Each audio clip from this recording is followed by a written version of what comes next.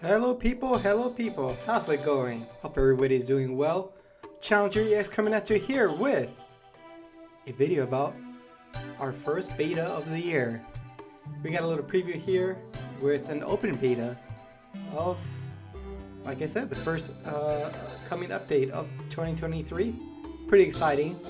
And I gave it a quick eye, gave it a quick look, and things are pretty exciting. But we're gonna dive right in. Am I zoomed in properly here so you guys could read along with me? Alright, there we go. So, let's dive right in. Beta, tactically revamped. The beta for the next Office Touch updates is now available in-game, after lots of teasers on our website, social media channels, and also from some of your favorite YouTubers. Wink wink. Hope you guys enjoyed the preview to the spoilers of the two weapons I previewed, the axe and the shield. Oh, that was a fun video to make. It's time to reveal the new content. And as you guys can see here in this image, a big thing here for this update is the revamp to tactical mode. Thus the name, tactically revamped.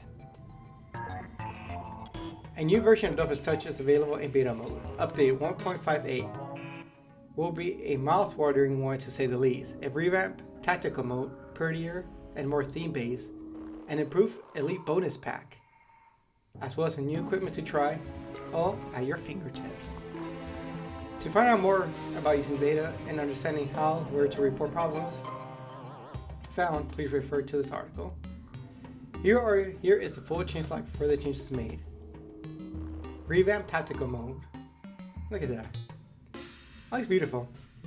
Obviously, it's very akin to the PC counterpart. It's pretty much exactly what they're doing over there. Tactical mode is getting a makeover. Depending on the area you're fighting in, it will take on a suitable, more appealing look. Since the picture is worth 1,000 words, here's a before and after. Yeah, I mean, this, obviously, it did its job. It functioned well, but especially being a content creator for this game, I want to show off this game, as best I can. A lot of people show off and record their footage using these brown squares. So, yeah, visually it's an improvement. It still functions the same pretty much, just on a grid. It just looks prettier. A good 20 themes are available to make your fights more varied and enjoyable. As a result of these changes, tactical mode is now turned on by default. The in-game grid is turned off by default. Yeah, I don't know if I like that. I think there should definitely be like a tutorial. A little tutorial quest where you can turn it on or off and let them decide. Because obviously you guys seen my videos. I like to play with tactical mode off because it shows off the game well. It shows off the art. It looks nice and pretty. It's not as functional sometimes because there's foreground elements. And yeah, if they have, that makes sense. That makes sense. But it would be nice if they inform people that they could turn it on and off. But it's just a little nitpick at this point. Improved Elite Bonus Pack. Okay, so this is another big point that's coming with this update. The Elite Bonus Pack has definitely earned its name. Always at the top, always reaching higher, and always striving to get even better. You're already familiar with his many benefits. Classic XP and drops bonuses increased by 150%. Classic XP bonus and quest XP 150%. Classic XP bonus professions 50%, and so on. You guys know the deal. You guys know how this works. And as if that weren't enough, 3 big additions will magically be appearing in the next update and already have available on the beta server. Addition of portable saps. Wow, that's exciting. There were a new button on the shortcut bar to save you considerable time in game. Unlimited color changes accessible from the inventory for unlimited style options.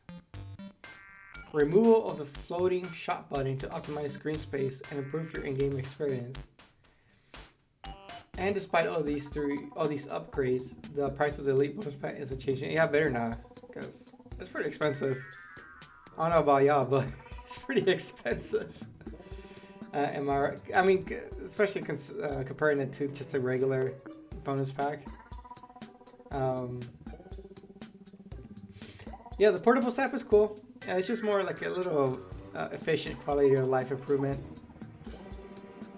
Limited color changes. That's cool for people who like changing the colors, changing their gear, and just being all in thematic, with their colors and stuff like that. Removal of floating. I think this should be just a standard thing. Just a regular bonus pack. I mean, you already paid.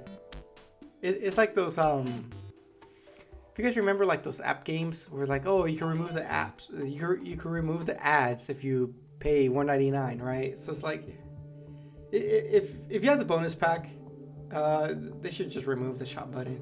It gets in the way. It's annoying. If you take a screenshot, it's makes it look ugly. Yeah, it's cool if you don't have bonus pack. Obviously, that would be a perk, but even if you have the regular bonus pack, I would say this should add this feature to that. It's a little bit superfluous at that point.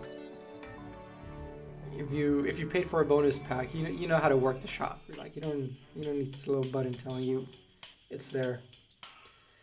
That leaves one question: how will you know that the Elite bonus pack has changed? Easy. The EBP will be changing from red to blue. That way, it'll be easier to spot among the other packs. I mean, it's only like 2 packs. It's not that hard. All right. The Elite bonus pack has been turned on by default on the beta servers. So yeah, guys, go check that out. Display of boss achievements. Boss achievements are now displayed directly in fights. They are grouped with challenges, but with a different background. Yeah, again, this is more quality of life stuff that's already on PC, and it's nice to see it here. Moving with a full inventory. When a character's inventory is full pods, the character no longer gets stuck and can move around by walking. I feel like this was a feature, right? This was a feature in Dofus Retro. I remember it being full of pods and just like walking all the way to the bank.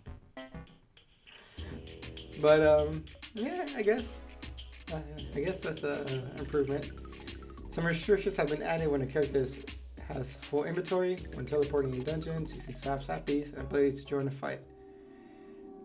Yeah, hopefully, maybe this is like an anti-bot measure, but yeah, it's cool.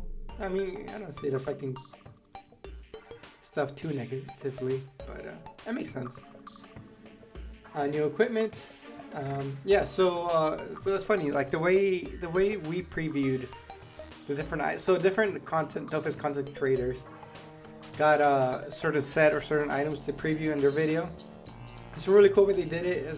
It's a cool way to like engage with different communities across the board to check out the new equipment. Yeah, so if you guys saw those videos, now you can test it on the beta server, the actual equipment, so that's awesome. Interfaces. In the interface that groups saps and bounties, you can now sort the columns by name, position, and cost. A new button has been added to the shortcut bar for portable sap feature, now available on Elite. Yeah, quality of life stuff. Quests. Okay, I'm not sure if we're gonna go over. Let's go over a few of them. In order to limit the number of quest markers shown on the screen, they won't be displayed until the objective with counters, number of resources to give, monsters to kill, have been completed. In order to make the Orchid Dofus quest easier and avoid restrictions on alliances in some areas, there is now a small chance that doppelmonsters will appear on the road to Blackmore. Yeah, this is awesome. This is cool. I mean, yeah, it's one of the one of the few perks you get from like PvP, Alliance versus Alliance, controlling the territory, but I'd say in a general rule of thumb, anything that, whenever PvP or any sort of competitiveness steps on the toes of PvM, that's where it's questionable design choice. So I definitely like this change. Yeah, Orchid Dofus is a quest. Quests tend to lean more PvM and it's awesome. And hopefully it'll make it easier for people to complete this quest. Because down the line, Ochre Dofus is a must, endgame, and PvP. A wanted monster now reappears immediately in the area if it was defeated by a player who didn't have the quest to capture it. Okay, that's cool. So they kind of put like the Arc Monster kind of mechanic to it. Makes sense. Love to see it. Thumbs up for me. The Dead to the Worm quest cannot be completed. Okay, so these are like individual quests here in the fight. Okay, so you guys could read if those interest you. You guys can read that little section right there. Miscellaneous. When changing a character's colors, either using the Elite bonus pack or the color change potion, they now change immediately without having to leave the game server. Okay. When a player is disconnected from a fight and is playing with others, only that player's first turn will not be skipped automatically. If that player is alone in a fight, their turns will not skip automatically. In Smith Magic, when the room has no chance of success, it is no longer consumed. Okay. The static challenge is no longer available. Miss Freeze and Count. Select several craft. Okay, so let's look at it's just like small little improvements, quality of life stuff, streamlining a lot of stuff. Let me see if I can point anything of interest here.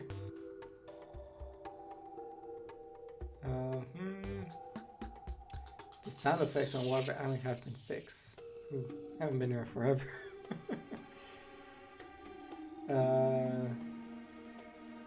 The appearance of Unitrof's hair has been fixed during the run animation. Oh, okay, I have noticed this one. I think it was with the female Unitrof, like their like hair bun would be like huge for some reason. The floating shot button no longer appears improperly. We're logging back in and out. Several text, yeah. So there's just a bunch of little fixes here. Thus, the header of miscellaneous. Class balancing. So one thing I did see is that a lot of classes did get buffed. They're getting minor changes. Some spells are getting reworked. Let's go through it. Feka, I'm not too familiar with the Feka. I know they've kind of been tweaking it here and there. Feka tends to be a little bit OP, but I guess I gotta change the furnace. I'm not familiar with Feka, so I don't know what this change entails, good or bad. Craw. It looks like we wanted to make some changes to the air path because it seemed far too sidelined at a very high level. Rather than increase the overall damage on the path and focus on the least played spells. We chose to develop the spells that interact best with the rest of the kit, but without increasing initial damage. Yeah, so the first time I tried the Craw, especially the agility Craw, I like the idea of it being like a ranger, like a hunter archetype of the archer. The consensus is like it didn't really translate too well into the gameplay, so hopefully these fixes kind of address that a little bit. Craw's not a class I play, so I'm not too familiar with it. But going back to when I first tested the revamps, I wasn't too hot on the agility path. So hopefully these changes are good for all the Craw players out there, especially those who play agility. Ica Flip. We wanted to straighten some damage spells, especially those with greater casting constraints, low range, straight line casting, to encourage more consistent use of entire array of spells.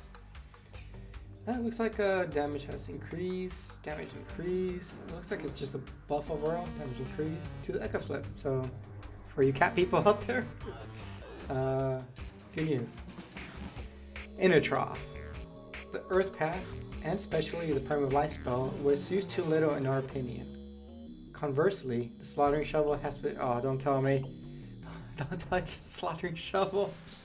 Was used too ubiquitously ever since it had been changed. Well, yeah, it's like the main attacking spell for the Water Eno.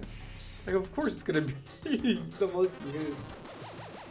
If you wanted to upgrade the Earth Path on one hand and making Prime of Life spell more aggressive, but also by slightly enhancing the path's flagship spell Yeah, I mean, that's what Slaughtering Shovel was. It was the Water Path flagship spell, so yeah, of course, it was used a bunch. Blinding Shovel to make it so it looks like a buff to like Earth.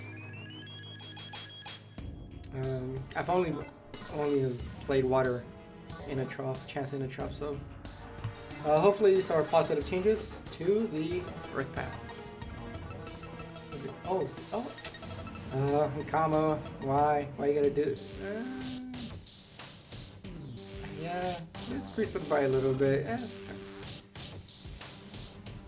I'm not too happy about that because the Inu does have a little bit of a damage output problem.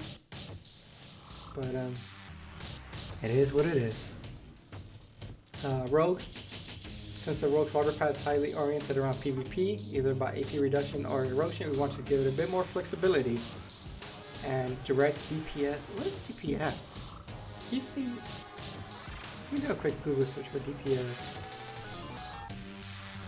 Like I've seen the word, but within the context of Dofus, I don't know what that means.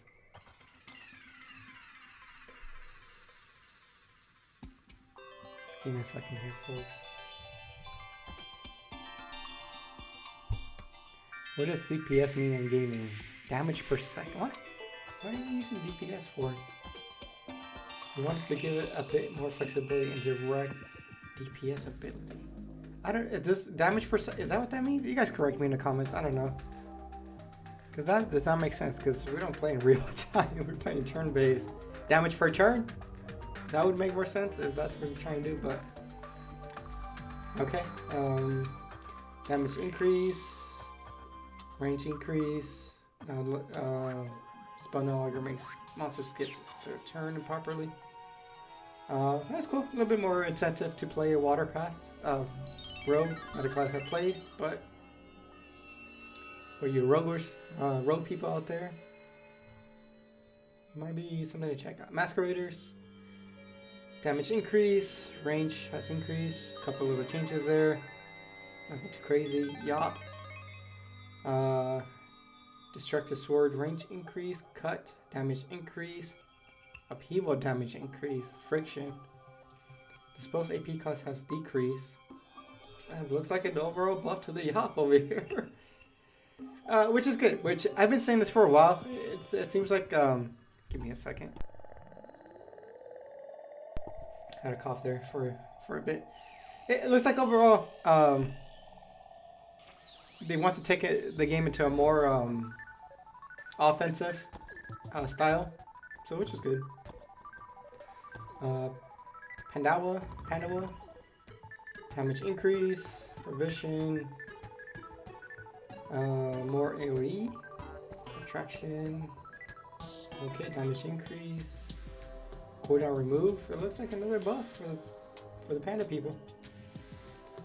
Foggernaut. Foggernaut's Fire Path, in addition to being the least played, is it? I would figure Fire Path is the most. I don't know. I'm not familiar with Foggernaut, but if I would have bet, I thought Fire was the most popular one. In addition to being least played in various high-level content, so had the old critical rates. As to some of the costs of the spell, we took advantage of the changes to make the Fire Path more easy to use from a distance to compensate for the different casting constraints of the past spells. This also made it possible to ease the casting constraints of some utility spells, giving Foggernaut more varied gameplay. Ambush, damaging, decrease. Okay. Vapor. Okay, I don't know what these spells are. Sorry, folks. If you're a Foggernaut guy, might want to check out this little section here. It looks like they changed a lot of the critical hit rates, but okay. Osamodas, another one of my classes. Despite the changes already made to y'all still messing with the air path? Despite the changes already made to the air path, we aren't satisfied with the way it is used. That's why we wanted to straighten some aspects of it to make it more coherent. It's also an opportunity to make the class more strategic by making Symbi also usable more often, and by further encouraging renewal of summons with Communion while energizing combat. Alright, let's see what they got. Symbiosis, the summon's control duration is increased as spells levels 1 to 2 turns. Okay, that's cool. I still say at the end of the day, just make all the summons controllable. I don't see why they don't do this. They did it with the sack. They could control the little sword. The Inu could control the chest. Yeah, just get rid of Symbiosa and just put another spell that all elemental builds could take advantage of. But it's cool. A little buff to Symbiosa, but like I said, I'd rather see controllable summons. Just all the way around. Persistent Flame. Maximum rates decrease from 8 to 5. Substitution. The cooldown period has decreased. Okay. Spell description has changed to make things clearer. Yeah, I always get confused with this spell because it switches you places, but then it heals. It heals in AoE, but I don't know if it heals around the summon or where you move to, or I don't know. It's weird, and it's a fire spell, so I never really used it. Summoning Tofu. The AP cost has decreased at all levels. This makes sense. It made no sense to have Tofu at 4 AP. As a fellow agility Osa, Tofus they tend to be more disposable summons. You just throw them out there, you expect them to die. So, yeah, 2 AP makes sense. I like that change. Whip. You guys messing with Whip? When the spell is used on a Tofu, the number of AP refunding has decreased for. Okay, that makes sense. The effect of an enemy target has changed. Reduces the damage inflicted by the target. And that got changed into reduces target's resistance to pushback. So I guess they're really pushing. They're really pushing this pushback kind of element to the agility also, which I'm not a big fan of. I'm not a big fan of pushback at all. Just I'm thinking, because at higher levels, especially endgame bosses and enemies, you rarely get the chance of pushing something against a wall. You rarely get the chance, especially when it comes to bosses. You don't want to be pushing them against a wall. So, yeah, I'm not a big fan. I'm not a big fan of the direction they're taking Agility Osa. I've been a big proponent of Agility Osa for the longest time. It's always been the black sheep of the Osa builds, and that's why I loved it. Especially with the change with the curl, where they made it linear and made it push back depending on how many Tofus you had on the field. I stopped using that spell altogether, just because I found that sometimes pushing an enemy away kind of messes up your positioning on enemies, especially if you had an enemy locked, and then you hit it with Crow and then moves, and it's not locked anymore, and it's just disrupted a lot of the planning and gameplay. And honestly, I stopped using Crow because of that change. And I don't know how I feel about Agility Osa. I feel like they just overcomplicated it with this whole pushback thing. Again, it'd be nice if they addressed Boar, because Boar doesn't stick around the field too long. Boar gets killed very easily, and you get punished very hard because the cooldown on the Boar is equivalent to the dragon, I believe. So if your Boar gets killed, you kind of screwed for 3 or 4 turns. So I don't know. It feels like they're just throwing stuff at the wall when it comes to Agility Osa. Some stuff's working, some stuff isn't. I hope they take a closer look at Agility Osa and really pin it down on its identity and its gameplay. We know the chance Osa is the damage. We know the fire is more like the support, more like the jack of all trades, master of none type of build. But Agility Osa doesn't really have an identity.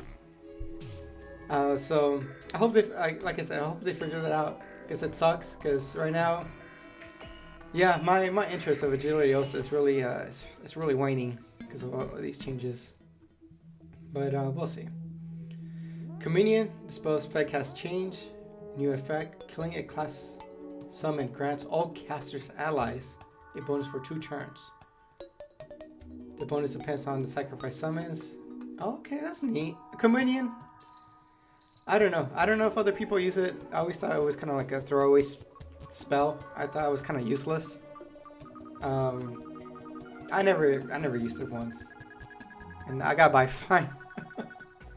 But I like this thing. So if your tofu gets killed, everybody gets 1 MP. If a boar gets killed, everybody gets 40 pushback damage. It's kind of lame. Yeah, they're really pushing this pushback build on agility also. Dragon, 150 power. That's nice. A koala heals 10% of target's HP. Oh, the target's HP.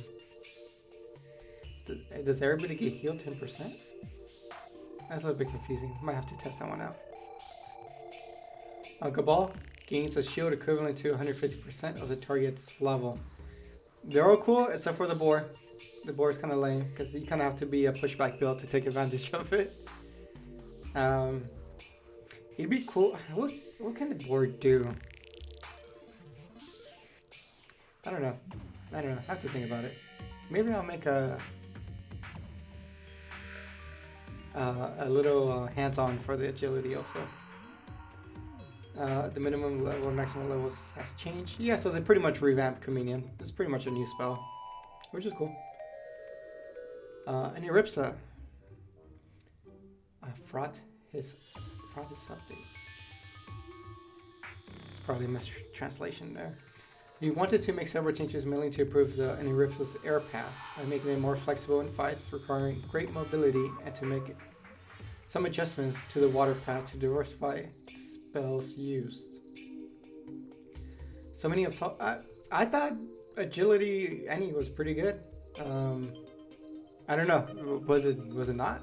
Was there big problems with it? I don't PvP. Maybe these were PvP issues. I don't know. Summoning of Toxic Flask, how it works, has changed. At the end of its turn, the flask now inflicts immediate air damage on infected enemies instead of using a poison.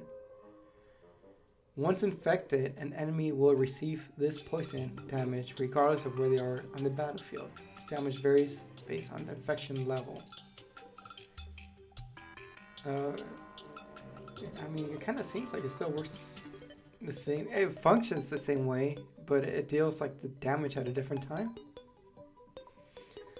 Summoning of Remedy Flask. Now the flask refunds allies for 100% of the last air damage. Okay, so that's a buff to it. I run an int and agility hybrid any, so I do use this, and this seems like a buff. When this controller inflicts air damage on it, and once per turn, the Remedy Flask refunds them for 2 AP. Okay, that's cool. I like that change. So you don't spend too much resources kind of like charging it up or setting up the flask, which is nice. Resonating word. The toxic flask is now attracted if it's aligned or diagonal to its target. Yeah, this is cool. I think a big part of the agility Annie's play pattern is to kind of like move this toxic flask around. Like that change. The Remedy Flask now attracted if it's aligned. Okay, Remedy Flask acts the same. Yeah, like it seems like when they revamped Annie, like their gameplay really revolved around these flasks. So yeah, it's cool. You move them around the field a little bit easier. Damage increase at spells levels. Okay. Draining word, the percentage of healing for the spell has decreased. Damage increase. Okay, so kind of a little bit nerf and then a little bit of buff. Jarring word, at level 6 the spell's pushback distance has increased. Whoa, wait, jarring word? Is that the little tornado thing? Pushback distance has increased 3 to 4. Oh, okay. At level 6, water damage inflicted. Oh no, this is not the agility one. Increase, okay. Okay, that's cool. Summoning of Coney. The Coney now refunds 2 AP on the caster when casting. When the caster changes estates. I like that. I like that. The Coney's intelligence has increased by around 75%. Healing applied by the Coney and the Coney fire state has increased at all levels. Power granted by the Coney and the Coney water state has increased. Okay, so I think overall any got a buff. Now, everybody getting a buff. You get a buff, you get a buff, everybody gets a buff. That's a perfect cutscene. Okay, sack rear. Undisposed area effects change. Damage increase. The dissolution, the area of effect has changed, so the damage is no longer affected by the gradual decrease. Okay, looks like a buff to small little buff to the sack rear. So Ram, alright, here's my guy. Let's see what they did. The air path, while being far the most played, offered little diversity in terms of spells due to their casting constraints and lack of direct damage for most of them. We want to rework some of the spells while keeping some of the paths focused on poison. 2 offers surrounds more possibilities in offense rather than simply decreasing the air path. We also wanted to increase the abilities of some spells from the other paths slightly to make them more appealing. Are you right? Alright, I gotta reread that again. Rather than simply decreasing the air path, we also wanted to increase the abilities of some of the spells of the other paths. Okay. I think that was kind of weirdly written. Yeah, so I know, so you guys follow my channel, you know Saram is my main class. I've always played Saram. I know agility is like the most popular, the most powerful build on Saram.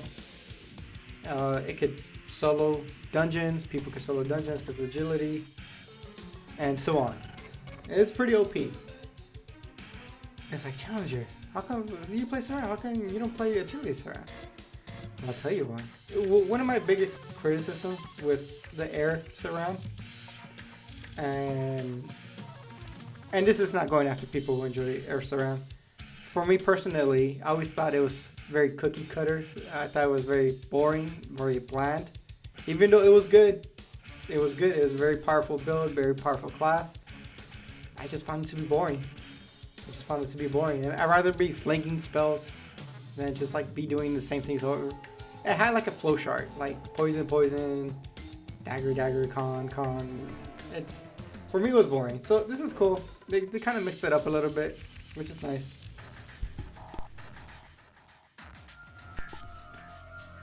Let's see. Tricky blow. Damage increase. Push. Okay. Mass trap. Damage increase. Con. Decrease. Okay.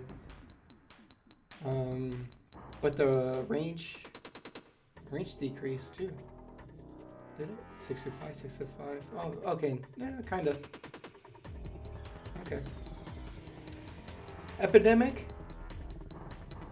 It's now toxins. So we got a spell revamp there. The epidemic spell has been replaced by the toxin spell. Inflicts air damage on the target. So this is the direct damage. So I'm sure this is gonna knock you out of invisibility. For the next 2 turns, each time the target suffers poison damage, the caster steals extra HP from it in the air element. That sounds cool. I don't know if the Saram was lacking any kind of like sustain. They're already super. I'm gonna be honest. Saram's kind of broken. Saram's kind of broken. I'm just gonna say it. Saram's kind of broken. Invisibility is kind of broken spell. You pretty much remove yourself from the field for 2 turns with little to no punishment, especially in PvP. Like you could run around the field doing whatever you want. You could be offensive, and there's very little your opponent could do. I said it. I don't know why the Saram lasted this long with this invisibility spell. So yeah, there's my little rant for the day, and that's coming from a person who plays a server. Just because just looking at it from like a design perspective, and I don't know if you guys play Magic too, but you pretty much like exile yourself from the battlefield, but you still could do stuff. So, and this is why people can solo. The invisibility is the only reason why people can solo endgame dungeons. Just because you literally remove yourself from the field while still doing damage and being offensive.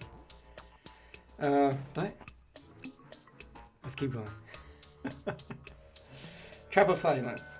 Incapacitating trap. Ooh, that's a mouthful right there. Incapacitating trap. They should probably find a different name for that. Trap of Silence. I guess no, because they still have paralyzing trap. I don't know. I think they should find a new name for this. It's kind of hard to say. The Trap of Silence spell has been replaced by Inca Trap. That's what I'm going to call it, Inca Trap. Places a square-shaped trap that has the following effects. Applies to weakened state for 2. Oh, I like that. I like that. It's very in flavor. It's very in tune to the surround to weaken your opponent. Applies an air poison for 2 turns. Okay, so this is gonna work in tandem with Toxins. At the start of its turn, a poison target will replace. A poison target will replace 1 glyph. A glyph 1 cell away from where it is. This glyph inflicts air damage on entities that end their turn on it. So the glyph stays on the ground for 2. I like this. I like what they did here. So this is cool because you could hit your opponent or a monster with this, right? And then during your like allies turn, right? It could be a perk to kind of move that enemy onto this cell with the glyph on it. Be it just like with a spell that kind of just pushes an enemy into it, or kind of like make it what's the word I want to say? It's cool. I like it. I like it. It gives a little bit more synergy with other spells from other allies that can push things around. You know, if you're trying to take down an enemy, there's an incentive to kind of push them into this glyph to kind of maximize your damage coming out of it. So with Toxins, is a direct hit, so you're gonna hit. And then you can hit him with this, and then you can hit him with Insidious Poison and a Poison Trap. Oh, so I don't know how much life that's gonna be, but that's cool. I like it. It's a little bit more. It gives it a little bit more dynamic gameplay to agility. Yeah, I do play agility Earth, so it's exciting. I like that change. Sorry, I'm still broken now. No, don't come at me. Don't come at me. We didn't. Okay, so Sedita, we didn't think the fire path was satisfactory because it had difficult fitting into single element combat and used some mechanics we didn't like. So status poison per AP use or unparryable reductions. So we decided to enhance the path and make it more independent. At the same time, we increased some of the earth spells. Yeah, it looks like everybody just got a buff. Slightly to diversify the content and situation which can be used. Silver Power. The spell's effects has changed. New effect. Okay, well, I'm not too familiar with Sedita, guys. It's another class where I never played.